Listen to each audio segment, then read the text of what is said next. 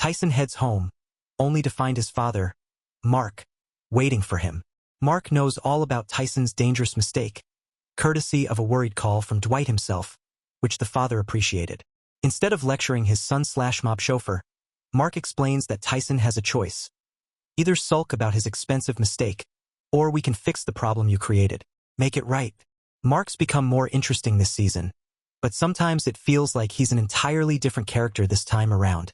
Cut to Dwight and Bill outside the house of the truck driver who transported the barrels of booze. Bill takes the lead on interrogating the driver but shoots him when he pulls a gun. There goes that lead. Back in the city, Quiet Ray receives word from Vince that Dwight's crew is undisciplined. Quiet Ray inquires why that's important to know, and Vince tells Quiet Ray that the Manfredi crew is making moves to expand into alcohol. News that Quiet Ray says won't be forgotten. Back at the office of Dwight's crew, Bodhi explains that he's bypassed Dunmire's cybersecurity and has been rerouting and messing with his orders. What other kind of shit can you do on this computer? Grace asks. What do you have in mind? He responds, a glimmer in his eye. We finally revisit political hopeful Carl Thresher, who's meeting with Margaret. She butters him up, saying he'll make one hell of a governor, and offering to help him get elected.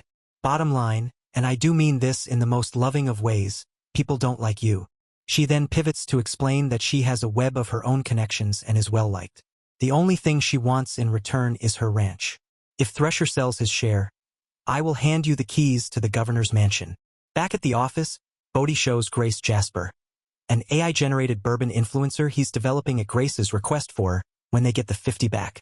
At the Dunmire ranch, Cole is visiting Jeremiah to tell him that he stole the booze, essentially as a favor for him. It's clear there's a big need to earn Jeremiah's blessing, and it doesn't come easy. At the casino, Cleo enters to talk to Mitch about what the exact plan is once they find where the legendary bourbon is. We take care of what's ours, he says. We take care of what's yours. Cleo reminds him that she doesn't want him killed or incarcerated, and she apologizes for the drunken donuts she drove on Dunmire's lawn. At the office, Bodhi and Grace bring in Joanne to discuss their AI-generated bourbon influencer, now complete.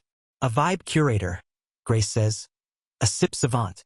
He's crafting the myth of the 50. Mysterious, elusive, and worth every penny. Joanne wonders if people will be angered when they discover he isn't real, but Grace persuades her that no one will care. Cut to Tyson and Mark on a stakeout.